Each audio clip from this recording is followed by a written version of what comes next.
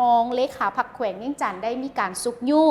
และติดตามเดินสำรวจพลเมืองที่อยู่อาศัยอยู่ที่ทางเมืองวังเวียง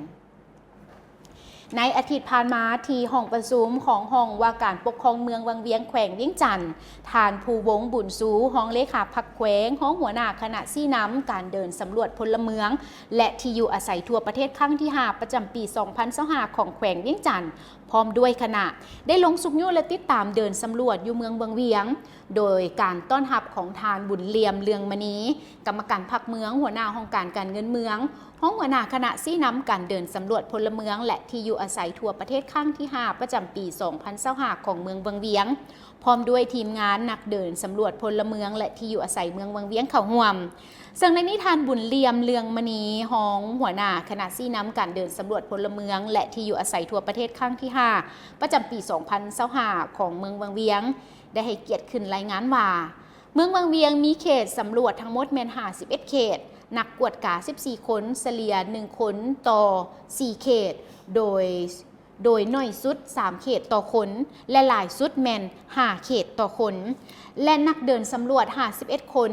1คนต่อ1เขตพร้อมเดียวกันนี้ยังมีนักกวดกาสำห้องอีก3คนและนักเดินสำห้องอีก6คนซึ่งเขตสำรวจที่มีบัญชีอาคารหน่อยสุดแมน250หัวหน่วยหน่อยกลัวแผนการแมน30หัวหน่วยแผนแมน280หัวหน่วยนั่นเองและหลายที่สุดแมน694หัวหน่วยหลายกลัวแผนการ374หัวหน่วยแผนแมน320หัวหน่วยการสำรวจเก็บกำข้อมูลภาคสนามการสำรวจพลเมืองและที่อยู่อาศัยของเมืองระหว่างวันที่3หาวันที่30พฤศจิกายนปี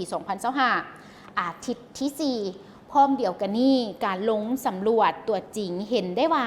ที่อยู่อาศัยที่ถูกจดนับทั้งหมดแมน 18,560 ที่อยู่อาศัยที่ถูกจดนับจำนวน 12,639 ที่อยู่อาศัยติดต่อบ่ได้14ที่อยู่อาศัยวางเป่า1,276 ที่อยู่อาศัยแม่นถูกปฏิเสธ3ที่อยู่อาศัยกำลังอยู่ในการสัมภาษณ์37ครัวเรือนที่ถูกจดนับแม่น 11,221 ประชากรที่ถูกจดนับแม่น 47,528 คนเพศชายและก็เพศชายแม่น 24,694 คนเพศหญิงแม่น22,834 คนนั่นเองปัจจุบันสามารถเดินสำรวจได้แล้ว 62.70 ส่วนห้อยในตอนท้ายทานภูวงบุญสูห้องหัวหน้าคณะซี่น้ำการเดินสำรวจพลเมืองและที่อยู่อาศัยทั่วประเทศครั้งที่5ประจำปี 2025 ของแขวงเวียงจันทน์ก็ได้ให้เกียรติโอ้ล้มบ่าก่อนอื่นทานได้ย่องยอสมเสยต่อความเอาใจใส่ของนักเดินสำรวจที่ได้เก็บกำข้อมูลให้มีความชัดเจนและครบถ้วนตามห่างสถิติที่มีแล้ว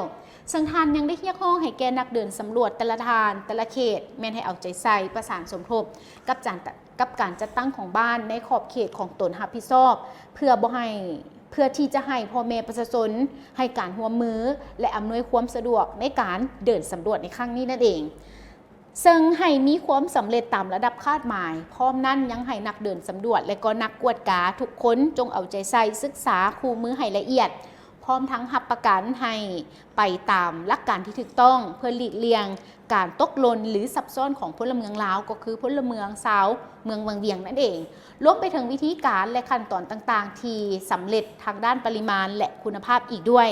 หลังจากนั้นทานภูวงบุญสูห้องหัวหน้าคณะซี่น้ำการเดินสำรวจพลเมืองและที่อยู่อาศัยทั่วประเทศครั้งที่5ประจำปี 2025 ของแขวงเวียงจันทน์พร้อมกับคณะ